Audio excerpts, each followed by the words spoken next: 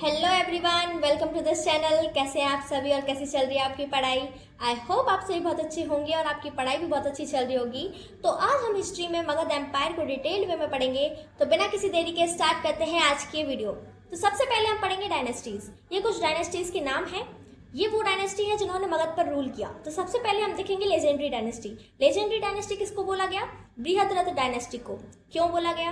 क्योंकि ये काल्पनिक है, क्योंकि इसके बारे में हिस्टोरिकल एविडेंसेस हमको प्रोवाइड नहीं किए गए हैं। इसके बारे में कहीं पर भी हमको इन्फॉर्मेशन गिवन नहीं है, इसलिए इसको जो है काल्पनिक माना गया है। एंड देन आते हैं एक्चुअल डायनेस्टी। एक्चुअल डायनेस्टी किसको माना गया है? हर्यंका डायनेस्टी। इस डायनेस्टी के बारे में हमको इन्फॉर्मेशन गिवन है, इस वजह से हम इसको जो है पहली डायनेस्टी मानते हैं जो कि मगध में रूल की।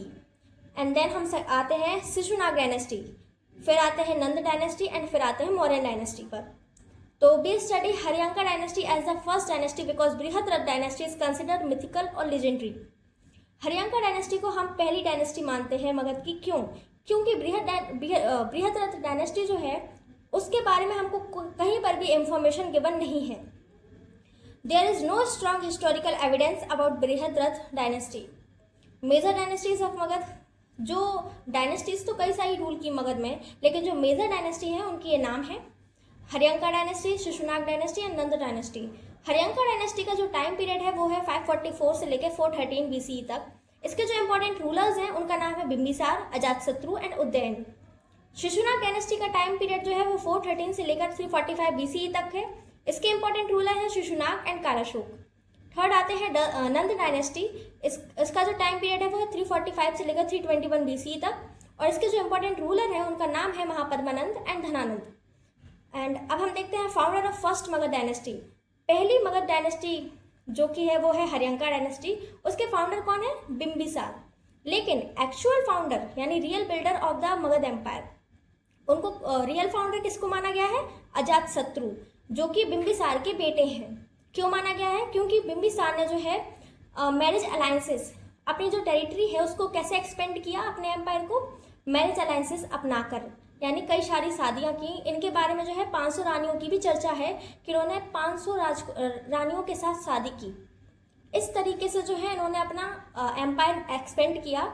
जबकि अजातशत्रु जो कि इनके पुत्र हैं, उन्होंने वॉर के थ्रू, युद्ध के थ्रू जो है अपना मगध एम्पायर को एक्सपेंड किया।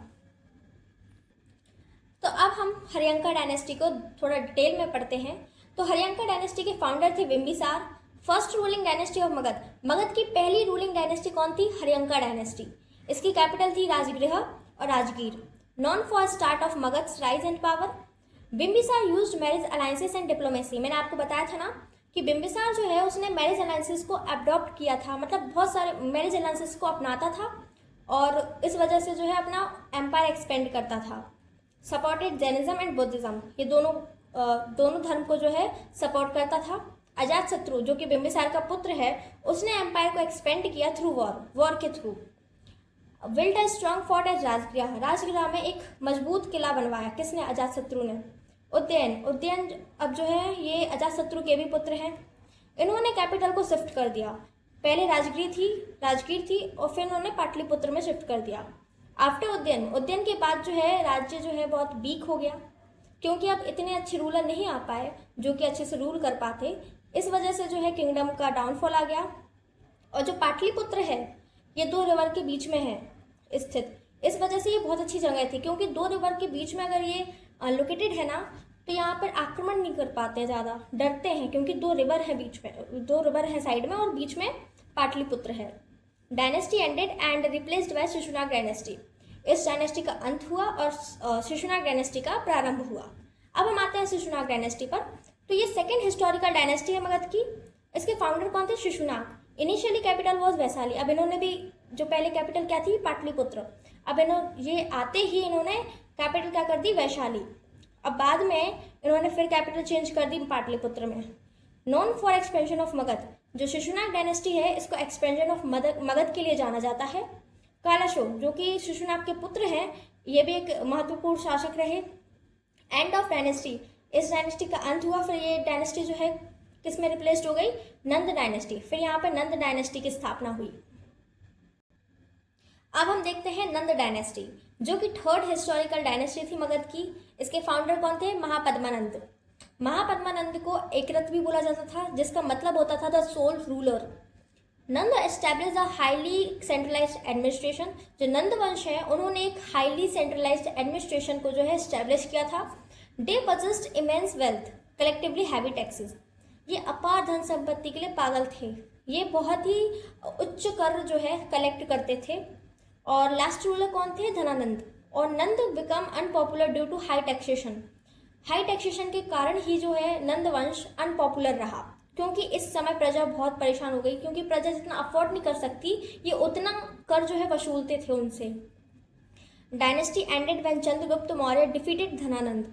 धनानंद जो है वो लास्ट रूलर था नंद वंश का, और उसको किसने पराजय किया? चंद्रगुप्त मौर्य ने। और फिर मौर्य वंश की स्थापना हुई। तो मौर्य वंश को हम नेक्स्ट चैप्टर में पढ़ेंगे, ठीक है। एंड ऑफ नंद, नंद का एंड हुआ और मौर्य एम्पायर की बिगिनिंग हो गई। अभी कुछ इंपॉर्टेंट टर्म्स हैं। Magadh powerful state among the 16 महाजनपद। 16 महाजनपद में से सबसे पावरफुल जो जनपद मानी गई महाजनपद, वो कौन थी? Magadh. The Mahabharata and the Puranas provide us with knowledge of the early history of Magadh. पूर्व इतिहास जो मगध का है उसकी पूरी नॉलेज हमको कहाँ पर प्रोवाइड होती है? महाभारत एंड द पुराण, इन दोनों में वहाँ पे गिवन है ये knowledge. Initial capital of Magadh. Magadh की इनिशियल कैपिटल क्या थी? राजगृह, जिसको गिरिवराज भी बोला जाता था। प्रेजेंट डे में ये बिहार है।